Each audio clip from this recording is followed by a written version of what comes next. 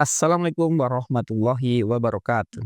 Waalaikumsalam warahmatullahi wabarakatuh. Pemirsa TV Madrasah, selamat datang kembali di acara dakwah Ramadan Digital. Kali ini saya selaku host, yaitu dengan nama Muhammad Ridwan.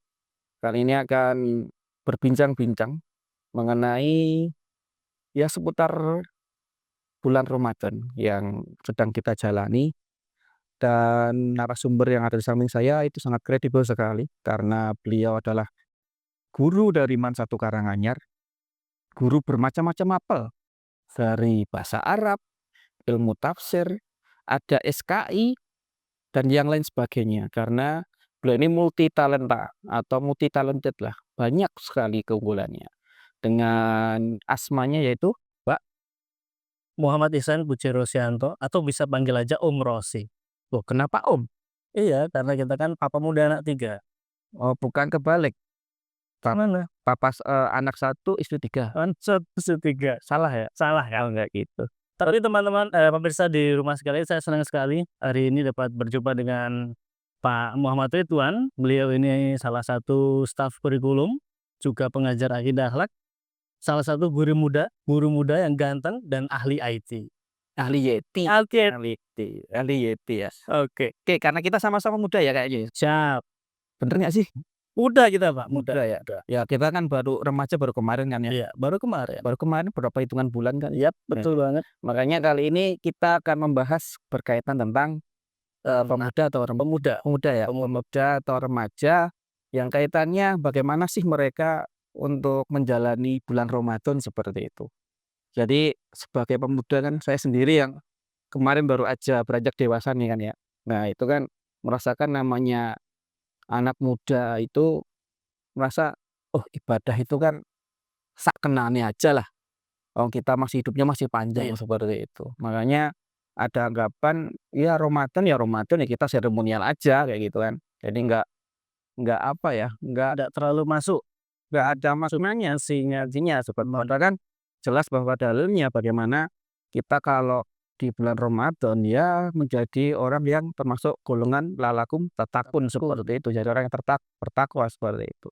Nah, berkaitan dengan dalil tersebut, nah kiat-kiatnya mungkin dari Om Rosi itu ada nggak sih tips-tips kaitannya bagaimana kita sebagai remaja, sebagai pemuda itu biar nangkep substansi itu menjadi orang yang bertakwa kayak gitu loh. Gimana Om Rosi? Ini pertanyaan yang bagus banget ya, pemirsa. Jadi kebanyakan kan kita anak muda ini biasanya hanya puasa ya sekedar puasa, kemudian ikut saja alurnya tanpa ada isi yang khusus di dalam puasanya. Sehingga terkesan puasanya hanya berlalu saja, tidak ada ibadah yang berarti yang kita lakukan. Ya, Sebenarnya kalau di puasa, apa sih yang biasa dilakukan anak muda? Pak, Om Ridwan dulu pas muda bisa ngapain puasa? puasa biasanya Bangun pagian, sahur, cet.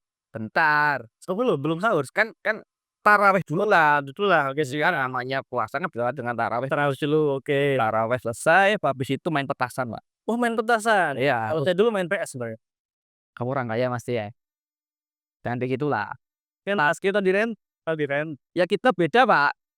Kamu ada di Papua, saya di sini lah. Enggak, Beda. ketika itu saya udah di Jawa, Pak. Oh, iya udah dijawab. Udah di Jawa. Oh, kayak gitu.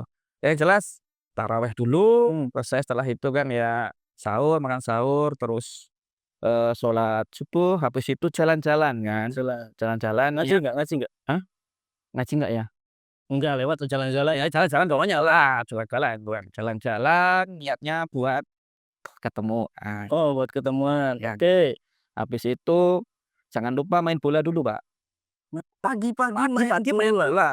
Tujuannya adalah Unik banget ini. sampai rumah tidur. Wih, unik ini pagi-pagi sudah main Tidur ya bola. kan, berapa ya sampai asar. Oke. Nanti kalau kelupaan zuhurnya kan ya kita dirapel aja sampai di asar ya di jamaah. Ini kayaknya pas SMP nih kayaknya. Pas SMP puasanya kayak gini nih. SD, SMP nih. SD, SMP, SMA. SMA juga masih pagi main bola? Enggak kayaknya lah. Bola yang lain lah. Kalau yang SMA biasanya yang sore-sore ya, biasanya sore-sore. Kalau SMA kan nggak mungkin pagi-pagi jalan kaki, nggak mungkin, jarang. SMA biasanya sore-sore, Jalan kaki, Pak. jalan-jalan pagi-pagi. Iya, kita kan udah ada CFD waktu itu.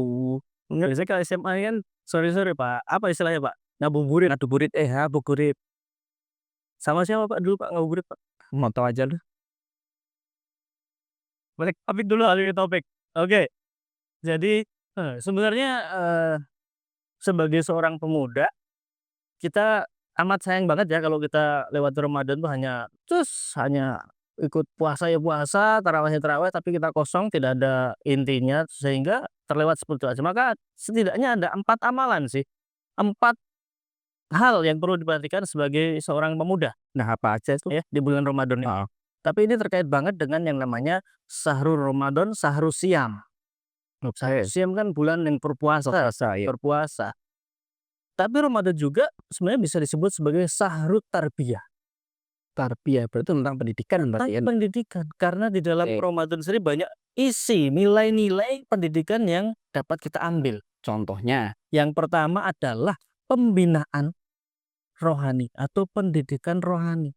Oke, pembinaan rohani, berarti jiwanya ya, yang dibenerin ya? Oh, kayak gimana sih itu? Kayak Dalam dalilnya kan Al-Baqarah 183 ya. Ya ayyuhalladzina amanu kutiba kutiba ya? alaikumusiyam kama kutiba alal ladzina min qablikum la'allakum tattaqun. Di mana diwajibkan seorang muslim untuk berpuasa, goalnya adalah menjadi orang-orang yang bertakwa. Ya, ada 2 cara, Om Ridwan ya. Apa aja tuh? Untuk menjadi orang yang bertakwa itu ada 2 cara. Ini yang paling singkat aja ya. Yang pertama adalah tobrut, Om Ridwan. Loh, kok tobrut? Istilahmu loh, tapi Itu bukan tobrut yang itu. gimana maksudnya? Ini singkatan. Tobrut ya, yang Ini pertama puasa adalah bikin batal loh ini. oh bukan. Tenang, ini aman ya. Tobrut di sini adalah singkatan dari taubat brutal. Oh, Taubatan nasuha. enggak, kirain tobrut-tobrut yang lain. Itu saya juga suka sebenarnya. Ya udahlah. Topik. Oke, nah yang pertama adalah taubatan nasuha ya, taubat brutal.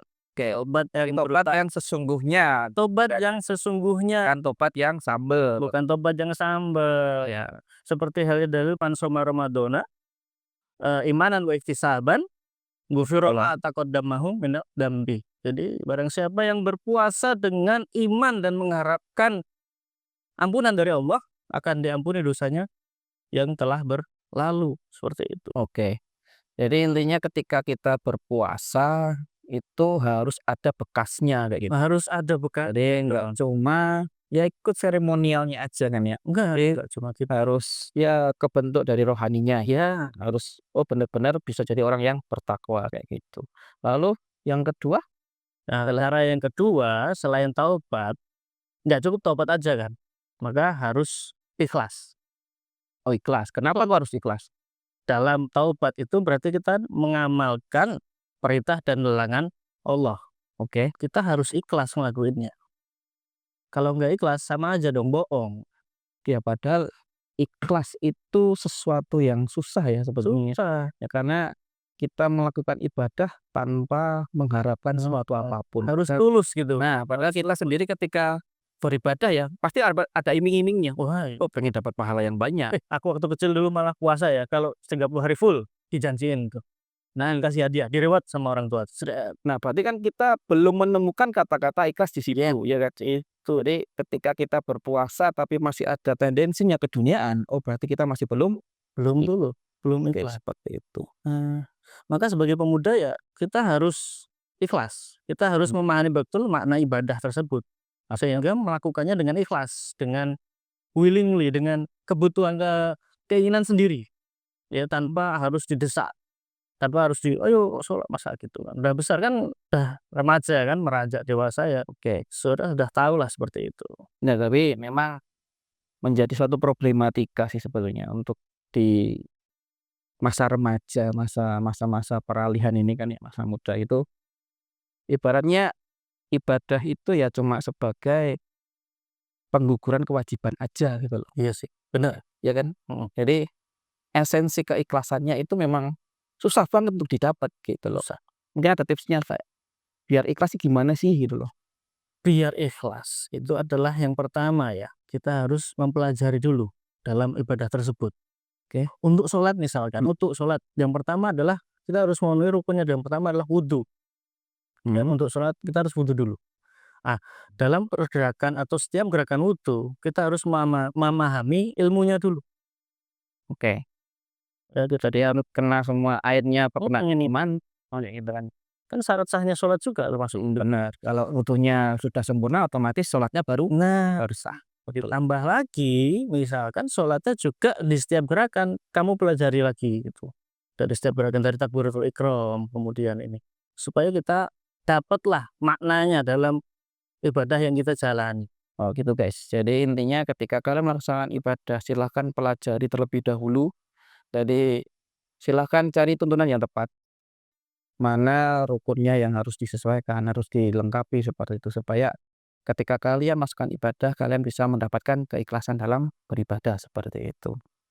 Lalu balik ke topik lagi Ya, berkaitan dengan, permasalahan yang terjadi di masa remaja ketika dia berada di bulan Ramadan kan bulan ya. Ramadan. Nah salah satunya adalah, bagaimana kita itu jadi orang yang bisa bertoleransi dengan orang lain kayak gitu. Hmm, Biasanya ya, kan remaja itu kan egois kan ya, mhm. padahal di bulan Ramadan itu bulan yang bagaimana kita itu bisa bertoleransi, bersedekah dengan orang lain. Nah, itu bagaimana kita bisa memaparkan, bisa memberi pengetahuan bahwa, "Oh, gini loh caranya buat para pemuda," kayak gitu. Gimana? Oh, Tapi sebelum itu saya mau nanya, mmm, menurut Tuhan heeh, sudah toleransi belum sih? Maksudnya gini, maksudnya sudah bisa menerima nggak sih pandangan orang lain, sikap orang lain dalam sebuah konteks, ngobrol gini kan kadang oke, kita orang beda pandangan, ya kan? ya memang Mas gini sih, itu memang berat sih ya, apalagi di zaman yang sekarang. Itu banyak orang yang merasa dia paling benar sendiri ya kan, paling dia merasa nggak ada dosanya, ya toh. Sukanya mencatat amal keburukannya orang lain, Oh, jadi malaikat? malaikat, Jadi malaikat? kayak gitu kan, sukanya kayak gitu. Nah, makanya saya sendiri jadi, oh bagaimana dengan melihat problematika yang ada, kayak gambaran yang terjadi di kehidupan sehari-hari Nah, kita, gitu kan. Ya mencoba untuk mawas diri ajalah. mawas diri ya? Iya, gimana kalau kita jadi seperti itu dan ada orang sing ibaratnya kita sudah melakukan sesuatu yang baik, tetapi yang dicari cuma kesalahannya aja gitu loh. Iya, Makanya itu kan perlu perlu berarti perlu butuh apa ya, pengendalian diri, nah, butuh jadi pengendalian diri. berarti memang anu ya, dari pemuda itu ditekankan untuk bagaimana caranya bisa mengendalikan Iya, diri seperti itu. ditekankan untuk selalu bisa mengendalikan diri, kemudian mengukur emosi, ya kan? Untuk, berinteraksi dengan kawan-kawan kita kan, kalau dikit-dikit Mhm, kita emosi, wah bisa bahaya, dikit-dikit gelut kita. makanya itu saya juga gini sih, terutama berbeda cara pandang. Heeh, Nah kita di usia kita, itu kadang cara pandangnya di usia kita dengan usia yang lebih tinggi di kita atau lebih rendah di kita kan beda tuh. iya, beda beda banget. Nah, itu bagaimana caranya biar, oh kita bisa menghargai orang lain, menghargai pendapat orang lain. Itu mungkin bisa kasih tips-tipsnya gitu buat teman-teman kita Supaya kita bisa menghargai orang lain. iya itu harusnya. Yang pertama, gampang sih sebenarnya. Yang pertama adalah Anda harus bisa mendengar, Mmm, ya. Kita punya telinga itu ada 2, mulut itu cuman 1. Hikmahnya telinga ini harus lebih sering mendengarkan, oke. ya, harus lebih banyak mendengar. Kemudian, mawas diri tadi, kemudian mengendalikan emosi, tahu kapan saatnya kita ngomong, tahu kapan kita mendengar. Itu termasuk, ya, etika yang harus kita paham, kita belajar ya itu ya, gitu, Kak. Oh gitu. Jadi intinya Tapi yang masalahnya dari masalah, tentang ini tadi, biasanya yang paling parah tuh ada istilah kan sekarang anak muda toksik. Wah, toksik ya, mmm, orang yang sangat egois banget, kemudian sampai bisa meracunilah teman-temannya yang lain. Itu kan mereka tidak bisa mengendalikan diri, ego dan emosinya, seperti iya iya. Oke terus kembali lagi lah ke topik. mhm, Jadi permasalahan lagi untuk para pemuda ini kan kaitannya ketika kita berpuasa itu kan nggak cuma menahan haus dan lapar, iya jelas sebenarnya udah haus sih sebenarnya. Boleh minum nggak sih? Nggak boleh kali ya? Nggak boleh ya, masih puasa kita. Saya. Wah ya udah. Nah, jadi nggak cuma menahan hawa lapar dan haus, tapi juga harus menahan syahwat yang ada tadinya, Betul. kayak gitu. Padahal untuk yang sekarang itu kan kayak, PDKT-an, Wah, pacaran, itu kan sudah jadi kayak sudah kayak budaya kan. budaya itu. Jadi kayak kalau nggak punya pacar, lu kok cupu banget sih," kayak gitu kan. Kan Nah single terus, makanya, salah satu, tujuan berpuasa adalah untuk membentengi itu. membentengi diri. Nah, bagaimana caranya biar kita bisa memahamkan bagi para pemuda ini loh nggak bagus gitu loh. Sebenarnya kalau, eee, kita belajar, ada salah satu rasul pernah berpesan, jihad yang paling berat itu sebenarnya bukan jihad berperang, tapi jihad melawan hawa nafsu. Kita sendiri. Satu jihad itu jihadul hawa, jadi melawan hawa nafsu kita ya. Di puasa kita kan diajari melatih diri, ya tidak hanya untuk menahan lapar dan dahaga ya, tidak hanya Ramadan itu bukan sekedar Ramadhan gitu kan, Oh iya, Ramadan. tapi hanya juga untuk, mengendalikan diri, mengendalikan hawa nafsu kita dari hal-hal yang lain. Contoh seperti apa? Marah, jelas ya, marah. Kemudian, yang lain nggak, misalkan jalan Bangun, berdua ya ngabuburit, ya. niatnya bagus ya buat buat menunggu waktu berbuka, tapi caranya yang salah. Caranya sa Malah dia ya bener sih dia puasa, nggak makan, nggak minum, tapi yang imannya nggak puasa. iya. Makanya itu, puasanya wah wah, tapi itu udah jadi kayak kebiasaan sih ya, susah sih. Jadi yang lain buka Dulu sama kamu makan juga gitu nggak? aku enggak gitu, Kak. Masa? Enggak. Yang bener? Bener, Yang mana? aku enggak gitu, yang sana yang gitu. Oh, Enggak oke. gitu enggak gitu. Iya, itu nggak boleh ya. Dulu nek saya, mencari pasangan itu memang untuk dinikahi, serius Kak, serius. Tidak untuk hanya sekedar have fun sih, kalau sekarang kan have fun yang penting punya gandengan, kanan kiri diaturke mulih, dijemput, dikawal, Lah ya, ora lah. sekarang masih kayak gitu nggak sih? Nggak tahu ya, Kak, ya, mungkin ada Kak yang masih kayak gitu ya. Makanya salah satu hikmah dari berpuasa adalah kita bisa membentengi Membentengi diri seperti itu, dari hal seperti itu. Padahal kita dari udah tahu bahwa hawa nafsu. pacaran, terus, berkhulwat itu kan salah satu pintu untuk menuju kepada perzinahan, ya. Perzinahan, Makanya dengan berpuasa ini kan kita bisa, oh paling enggak membe bisalah, membatasi. bisa dibatasi. Dan ada salah satu ini juga sih, Kak, puasa itu ada istilahnya puasa ular dan ulat kayak gitu. Wih, itu keren loh, baru tahu. Coba. Nah, jadi tadi kan dikatakan bahwa puasa itu salah satunya jadi bulan tarbiyah kayak gitu. Jadi buat pendidikan. Terus tadi mengajarkan bahwa harus bisa bertoleransi, mengendalikan hawa nafsu dan sebagainya. Yes, betul banget. Dan tendensi akhirnya, tujuan akhirnya adalah menjadi, golongan orang yang Bertakwa. bertakwa. Nah, ini ada esensinya dari situ. Jadi kayak puasanya ular dan ulat kayak tadi. Apakah ulat dan ular itu berpuasa? Puasa Puasa kan ya? puasa, Nah, ular berpuasa pas kapan? berganti kulit. Berganti kulit. Nah, ular itu berganti kulit, ketika dia dalam proses berganti kulit, dia otomatis tidak makan, tidak minum, dia cuma berdiam diri. Tetapi ketika dia berganti kulit, apakah tabiatnya berubah? Tidak, Tidak, tetap jadi ular ya? tetap ular. Tetap makan atau bahkan malah dia menjadi yang, karena dia sudah lama tidak makan, Lebih besar, iya lebih ganas. Nah, itu puasanya ular. puasanya ular. Kalau puasanya ulat, kapan dia berpuasa? Ketika mau berubah menjadi kupu-kupu, dia berpompong gitu ya. Jadi kepompong kan, Heeh. ketika berpompong dia berpuasa seperti itu. Nah, ini ada perubahan tabiat di situ, dari ulat yang di mana kita pandang sebagai hewan yang merusak kan ya, makannya banyak, bikin gatal orang, ya kan. Nah, tetapi ketika dia berubah, dia berpuasa, dia menjadi kupu-kupu, dia berubah tabiatnya, yang semuanya merusak, Berubah, merusak merusak jadi jadi sesuatu yang indah. indah dan bermanfaat kan. Kupu-kupu kan bermanfaat buat petani, Iya, iya kan? penyebaran pupuk, Iya, dan sebagainya itu. tuh. Nah, berarti bisa kita katakan sebetulnya kalau puasa itu benar-benar kita lakukan secara tuntunan Serius tuh, tuntunan, ya otomatis kita harusnya bisa berubah dari sesuatu yang, belum buruk, menjadi sesuatu yang baik kan. baik. Nah, itu seperti itu.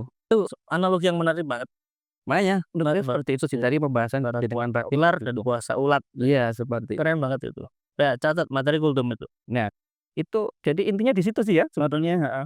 Nah Jadi dari, puasa sendiri sebenarnya tidak hanya tadi ya, yang pertama kan ada pembinaan rohani, kemudian menahan hawa nafsu, kemudian yang tadi yang sebelum pembinaan hawa nafsu tadi apa, Kak? apa namanya, toleransi. Toleransi. Nah, puasa juga sebenarnya ibadah yang bersifat muamalah, Mmm, mamalah ya?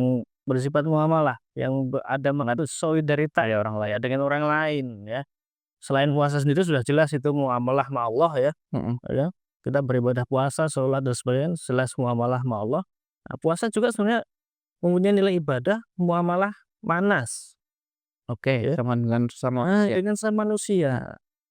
Jadi yang pertama tadi dalam substansi puasa itu kan kita diharuskan menahan lapar dan dahaga. Heeh. Di mana di puasa ini kita merasakan hal tersebut.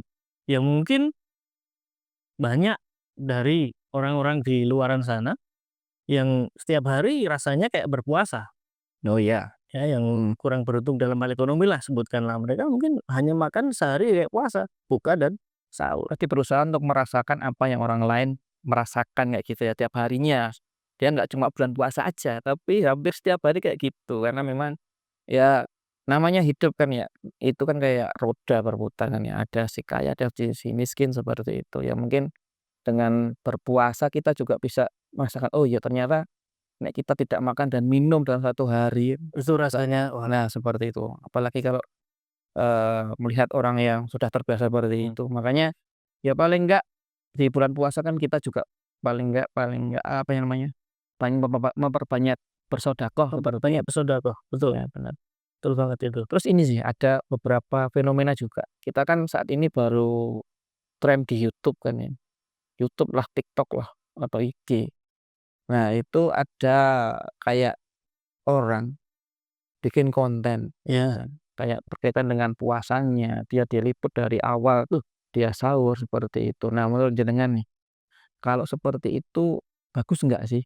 tergantung tujuannya ya itu ya. Oke, Tujuannya kan maunya apa dari membuat konten seperti itu. mmm, Kalau tujuannya sebagai memberikan contoh misalkan ya, memberikan contoh bahwasanya, oh puasa itu diawali dari traweh, kemudian nanti bangun jam 4 pagi untuk sahur, kemudian, menunggu sholat subuh ya kan, bisa diselingi sebelum sholat subuh atau setelah bisa ngaji, kemudian, beraktivitas seperti biasa itu oke-oke aja, nggak ada masalah. Karena memang puasa sendiri memiliki banyak kegunaan.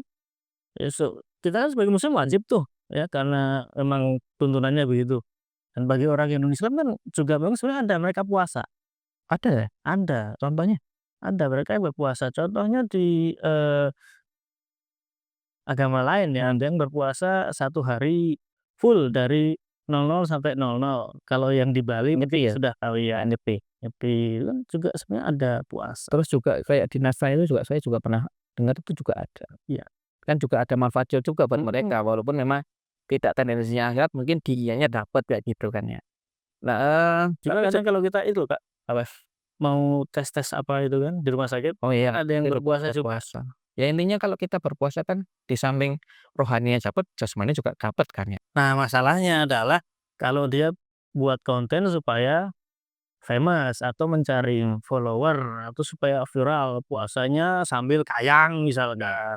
Dan Itu itu kan pun juga bahayanya kalau seperti itu karena itu kaitan dengan ibadah, bisa masuk ke riya juga sih, jelas. ya kan ya? Itu Nah, padahal kita tahu sendiri kalau riya itu ibaratnya kayak nama lain aja syirik kecil kan ya.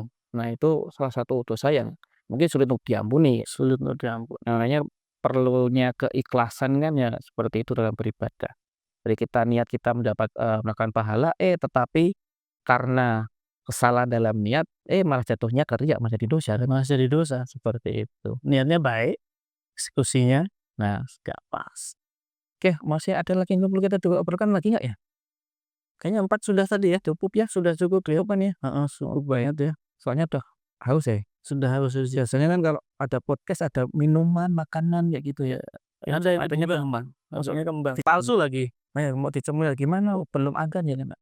Iya. Oke, pemirsa mungkin, pembahasannya cukup menarik kan ya.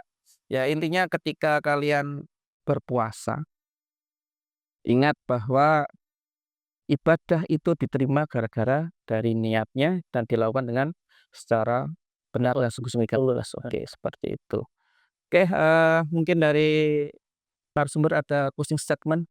Closing statement, untuk anak muda saat ini mungkin bukan closing statement sih, kesimpulan aja Mas ya, kesimpulan aja ya. Jadi, ada 4 pembinaan atau 4 pendidikan yang dapat kita ambil dari puasa. Yang pertama tadi adalah pembinaan rohani, Rohani. ya, ada taubat, ya, ada ikhlas dalam menjalankan ibadah.